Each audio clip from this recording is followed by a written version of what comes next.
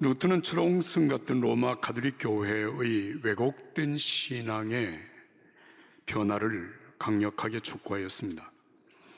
오늘날까지도 웅장하게 그리고 화려하게 우뚝 서 있는 성베드로 대성전을 건축하는 그 건축 자금을 확보하기 위하여 당시의 교회는 면죄부를 판매하였습니다. 이 성당이 완공되어져 가던 1514년부터 1517년까지 면죄부 판매가 크게 달하였습니다. 이 면죄부라고 하는 것은 연옥에 있는 영혼의 죄까지도 모두 용서해 주는 대사면장과 같은 것을 판매했다는 얘기입니다. 그래서 1517년 10월 30일 루터는 이런 면죄부 판매의 잘못됨을 낱낱이 지적을 하고 95개 조항의 선언문을 발표하였습니다. 올바른 회개라고 하는 것은 의식적인 고해성사가 아니라 잘못된 행위를 고치는 것입니다. 그리고 교황은 하나님이 죄를 용서하셨다 선언하는 것 이상 죄를 용서할 권리는 없습니다. 권한은 없습니다. 면죄부는 죄의 용서나 구원과 아무 관계가 없는 비성경적인 행위라고 비판하였습니다. 루터는 이 영적인 투쟁 과정에서 성경적인 올바른 신앙의 길이 무엇인가를 분명하게 선언하였습니다. 오직 성경, 교회에서 최고의 권위는 신구약 성경 66권의 하나님의 말씀입니다. 당시 일반 성도들은 전혀 읽을 수 없었던 라틴어 성경을 루터가 번역을 해서 1522년 2월에 신약 성경을 독일어로 모든 사람이 읽을 수 있게 하였습니다. 그리고 오직 믿음, 오직 은혜, 오직 예수 그리스도, 오직 하나님께만 영광을 돌린다고 하는 이 분명한 신앙을 선포함으로 오늘 우리가 함께 섬기는 개혁교회가 이 땅 위에 세워지게 된 것입니다. 그런데 여러분, 종교개혁이 면죄부 사건으로부터 시작되었다고 하는 사실은 오늘 우리들에게 굉장히 중요한 영적인 깨달음을 주고 있습니다. 여러분, 만약에 하나님과의 올바른 관계를 세우는데 그것이 여러분 돈으로 가능하다 이렇게 생각한다면 여러분 어떻게 되겠습니까? 조금 더 세게 얘기하면 하나님을 돈으로 매수할 수 있다고 생각한다면 여러분, 진정한 신앙, 진정한 교회가 이 땅에 세워지겠습니까? 예수님께서도 누가복음 18장 9절에서 14절까지 말씀에 바리새인의 성전 기도와 세리의 성전 기도를 통하여서 우리에게 아주 소중한 가르침을 주셨습니다. 일주일에 저는 2번씩 금식하고 11조도 철저히 드리고 세리처럼 악한 행위는 전혀 하지 않습니다. 이게 바리새인이 성전에서 하나님 앞에 정말 자기 과시하는 것처럼 기도한 내용이거든요. 그런데 사실 그 내용을 살펴보면 오늘 우리도 정말 이 정도의 신앙이라면 부러워할 만한 신앙이 아닐까 이렇게 생각할 정도였습니다. 그런데 예수님은 이런 인간적인 노력 가지고는 하나님 앞에 의롭다 인정을 받을 수 없다고 선언하신 것입니다. 도리어 우리 자신의 죄에 대하여서 정직하게 회개하고 돌이키는 그가 하나님 앞에 인정을 받을 수 있는 의로움이라고 말씀을 하시면서 세리의 기도를 하나님께서 들으셨다, 그를 의롭다고 인정하셨다고 주님이 말씀하신 것입니다. 여러분, 신앙생활은 인간적인 노력으로 하나님 앞에 의를 성취할 것이냐, 쟁취할 것이냐, 아니면 예수 그리스도를 믿는 믿음으로 말미암아 하나님으로부터 의롭다 하심을 받을 것이냐라고 하는 것에 싸움과 같은 것입니다. 여러분, 에덴 동산의 아담과 하와로부터 시작해서 인간은 하나님의 도우심 없이 하나님처럼 살아보려고 하는 인간의 욕망, 신앙이라고 하는 것은 이것과 더불어서 끊임없이 싸워서 정말 예수 그리스도를 믿는 바른 믿음 위에 서야 된다고 하는 사실을 깨닫게 하는 것이 신앙생활입니다. 예수님은 자기 스스로의 힘으로 한번 멋지게 살아보겠다, 의롭게 살아보겠다고 생각했던 탕자의 비유를 통하여서 그것이 얼마나 어리석은 일인가를 우리에게 깨닫게 하시면서 탕자가 사는 길, 탕자가 하나님 앞에 인정받을 수 있는 유일한 길은 아버지께로 돌아오는 길이다 말씀하시며, 예수님은 모든 사람이 하나님께로 돌아올 수 있는 유일한 길이 되셨다라고 하는 사실을 선포하신 것입니다. 오늘 우리 신앙생활은 물질생활, 특별히 헌금과 깊은 관계가 있습니다. 여러분, 신앙생활에서 헌금이라고 하는 사실을 제외해버리고 신앙을 논한다? 사실 그 불가능한 것입니다. 헌금은 하나님께 우리 자신의 신앙의 진정성을 가장 분명하게 표현할 수 있는 방법입니다. 인류 역사상의 최초의 두 예배자 가인과 아벨에 관한 말씀을 창세기 4장 3절 이하에 이렇게 말씀하십니다. 세월이 흐른 후에 가인은 땅에서 난 것을 여호와께 제물로 가져오고 아벨은 자기 양떼의 첫 새끼들과 양떼의 기름을 제물로 가져왔습니다. 여호와께서 아벨과 그의 제물을 인정하셨으나 가인과 그의 제물은 인정하지 않으셨습니다. 가인은 몹시 화가 나서 고개를 떨구었습니다.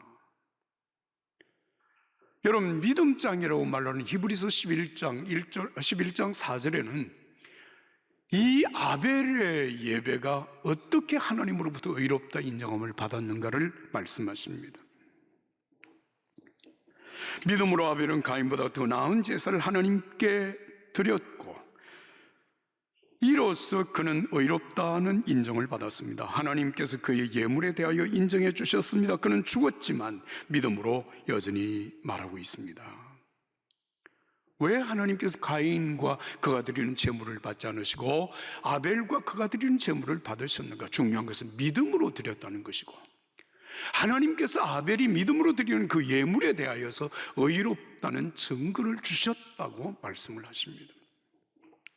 사랑하는 여러분, 예배자 하나님 앞에 드리는 예물, 우리가 지금 쉽게 말하는 헌금은 우리 자신의 신앙의 진정성이 어떻게 표현되어지는가를 가늠할 수 있는 척도와 같은 것입니다. 마가복음 12장 41절 이하에 예수님은 이렇게 말씀하십니다. 예수님께서는 성전 헌금함 맞은편에 앉아 사람들이 헌금함에 돈 넣는 것을 보고 계셨습니다. 많은 부자들은 큰 돈을 넣었습니다. 그런데 가난한 과부 한 사람이 다가오더니 랩돈 동전 2개 곧 1쿼드란트를 넣었습니다. 예수께서 제자들을 불러서 이렇게 말씀하셨습니다.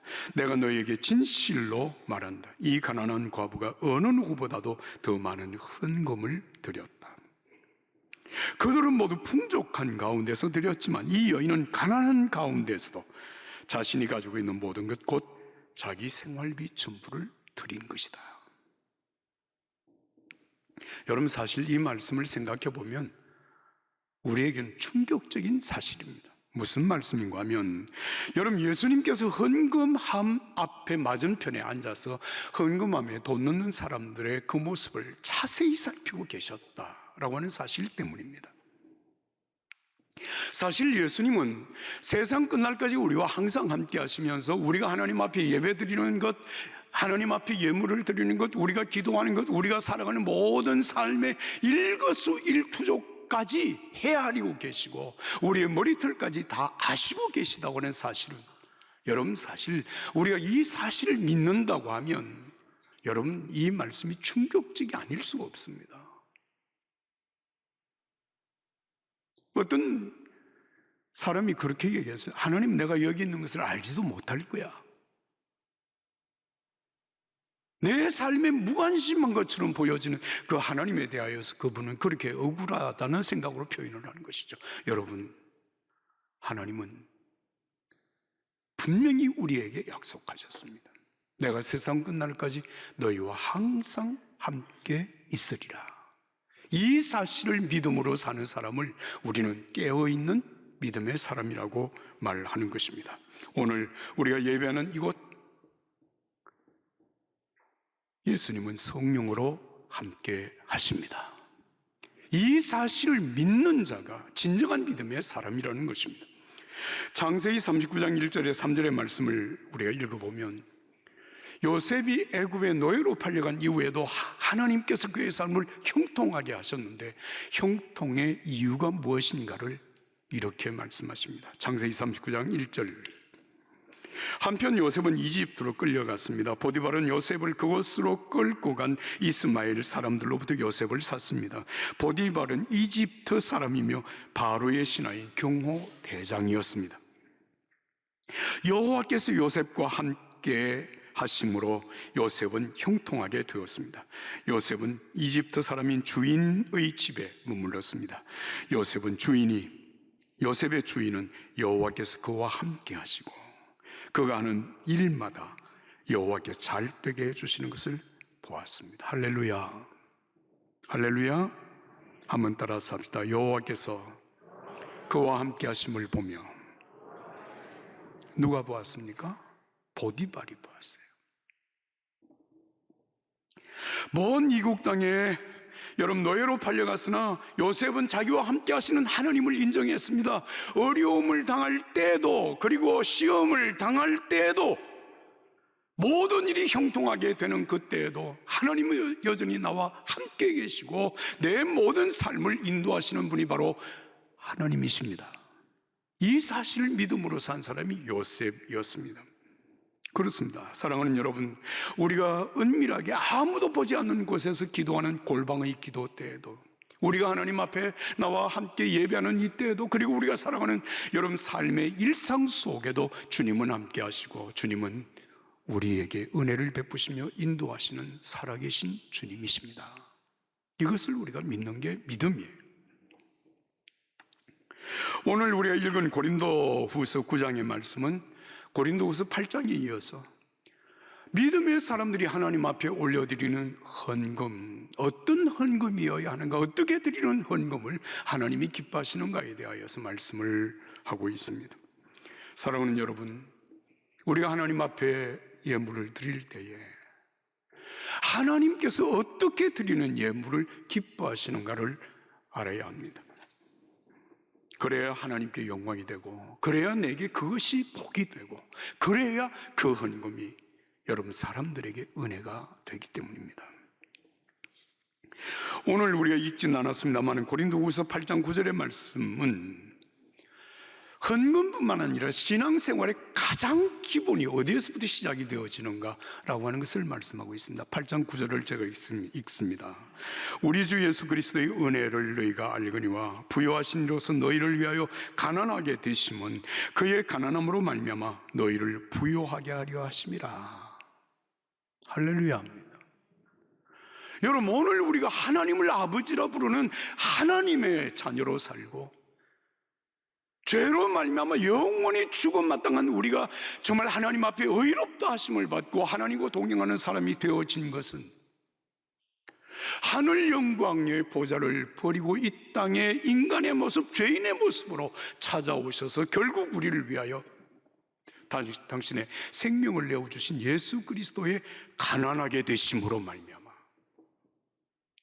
우리를 존귀하게 하셨습니다. 우리를 영적으로 부유하게 하셨습니다. 하나님의 자녀로 살게 하셨습니다. 여러분, 이 사실을 믿으시면 아멘 합시다. 할렐루야입니다. 이 은혜로 오늘 우리가 하나님 앞에 있다는 것입니다. 예배도, 기도도, 우리가 드리는 예물도, 우리의 모든 삶도 예수 그리스도 이 구속의 은혜 속에서 시작이 되었던 것입니다. 교회는 성도를 섬기기 위하여서 하나님 앞에 예물을 드리는 것입니다. 오늘 우리가 읽진 않았습니다만 고린도후서 9장 1절 말씀 제가 읽겠습니다. 9장 1절입니다. 성도를 섬기는 일에 대하여는 내가 너희에게 쓸 필요가 없나니. 자, 여러분, 헌금에 대하여서 말을 하면서 사도 바울은 이렇게 하나님의 뜻을 전합니다. 성도를 섬기는 일. 자, 여러분, 우리가 하나님 앞에 헌금을 드리는 이 모든 것은 성도를 섬기는 일을 위하여서 드리는 것이라는 겁니다. 그러면 그 성도는 어떤 사람을 얘기하는 것일까? 첫 번째는 교회에서 주님의 교회를 섬기는 전임 사역자들을 재정적으로 지원하는 일이 우선입니다.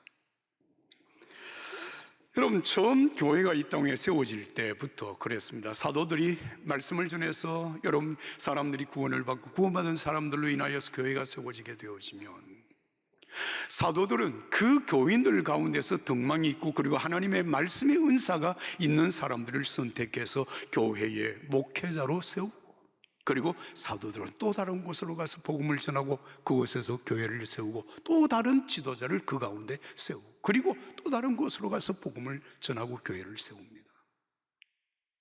여러분, 처음 사역자로 세움을 받은 여러분 목회자들이 처음에는 자기 생업을 유지하면서 그리고 교회를 섬겼습니다.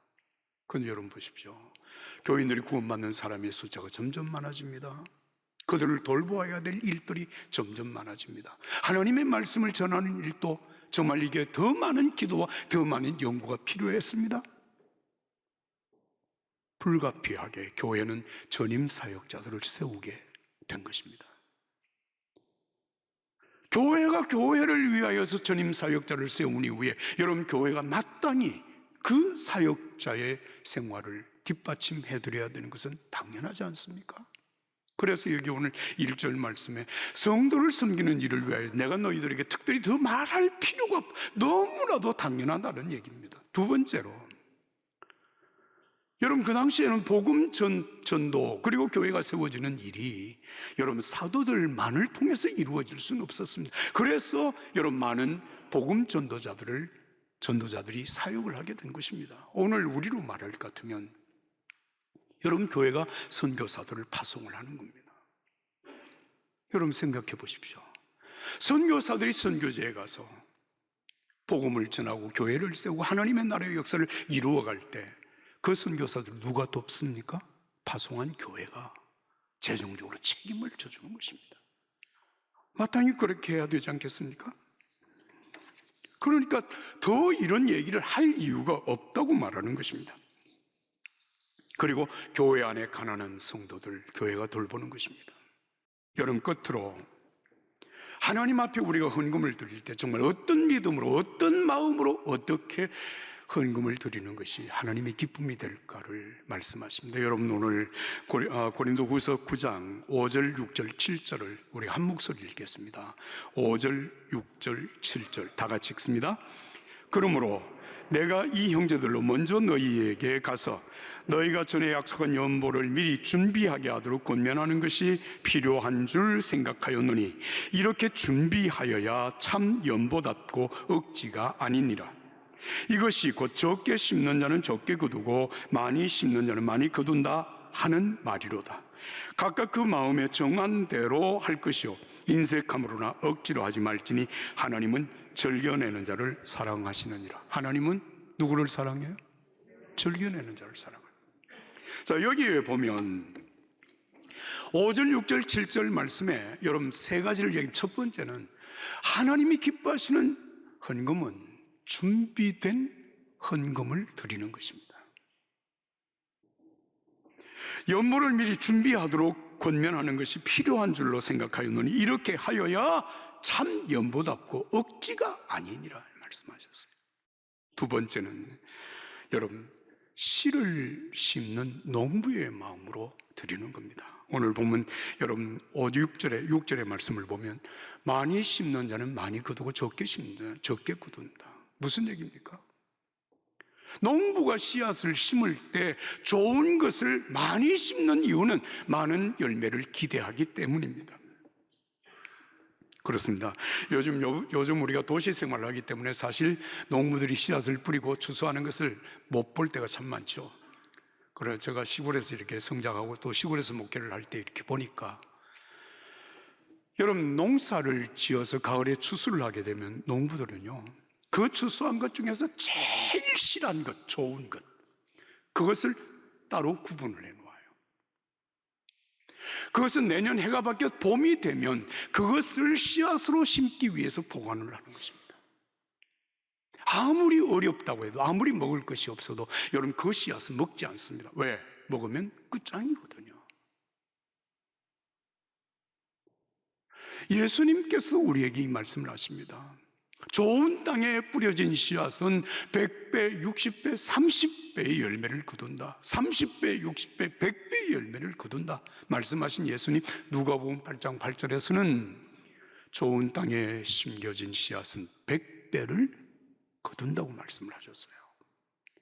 여러분, 사실 헌금을 드리면서 하나님께서 내게 어떤 대가를 지불하실까, 그걸 기대하며 드린다고 하는 것은 다소의 무리가 없지 않아 있습니다. 그러나 농부가 씨앗을 심는 마음으로 믿음의 기대를 가지고 하나님 앞에 드린다는 것입니다. 마지막 세 번째로, 여러분 9장 7절의 말씀을 보면 각각 그 마음에 정한 대로 할 것이요 인색함으로나 억지로 하지 말지니 하나님은 즐겨내는 자를 사랑하시느니라. 하나님 앞에 드리는 헌금은, 한번 따라서 하겠습니다. 마음에 정한 대로, 마음에 정한 대로 즐겨내는 것입니다. 믿으시면 아멘 합시다. 이게 하나님이 기뻐하시는 예물을 드린 우리의 신앙이라는 것입니다. 제가 여러분들에게 1972년 3월에 있었던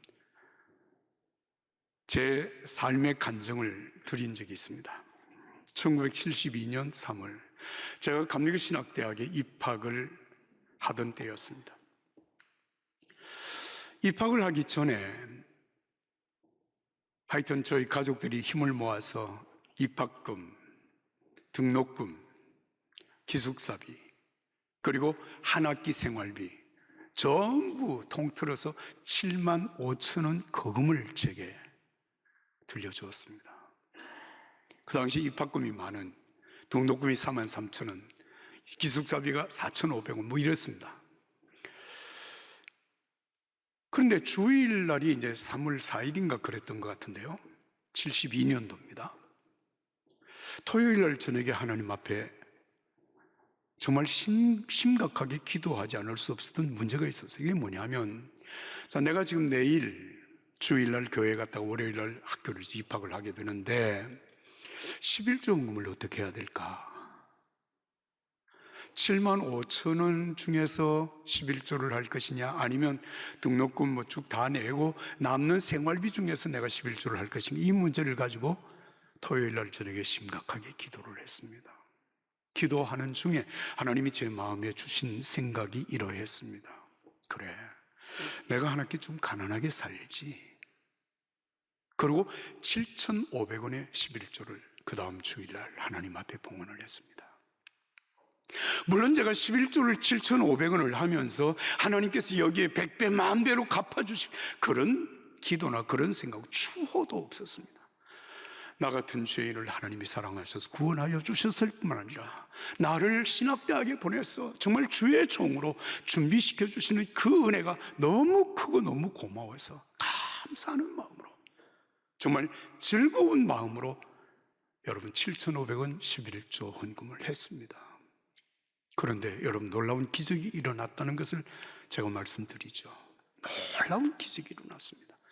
제가 입학하기 위해서 학교에 올라올 때 제가 다니던 그 교회에서는 단돈 10만 원도 만 원도 제게 주지 않았습니다.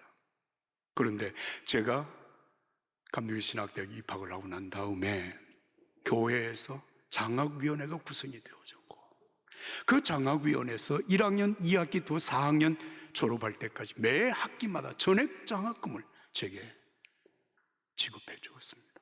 기적입니다. 제가 신학대학 3학년 때는 학생회장이 되었습니다.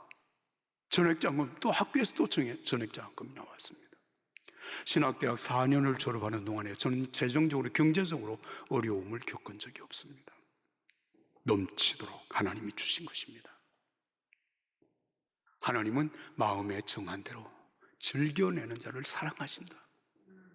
저와 여러분들이 하나님 앞에 봉헌하는 봉헌이 그렇게 될 수 있기를 예수님 이름으로 축복합니다.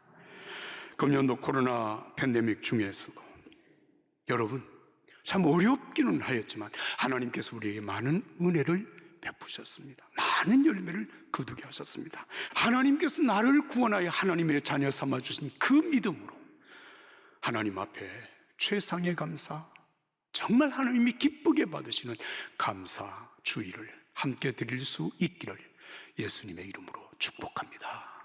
미리 준비한 것으로 씨앗을 심는 농부의 마음으로, 마음의 정한 대로 즐거운 마음으로 하나님 앞에 드림으로 정말 하나님이 기뻐하시고 내 자신에게 그것이 복이 되고 사람들에게 은혜가 되는 아름다운 추수감사 주일이 될 수 있기를 예수님의 이름으로 축복합니다.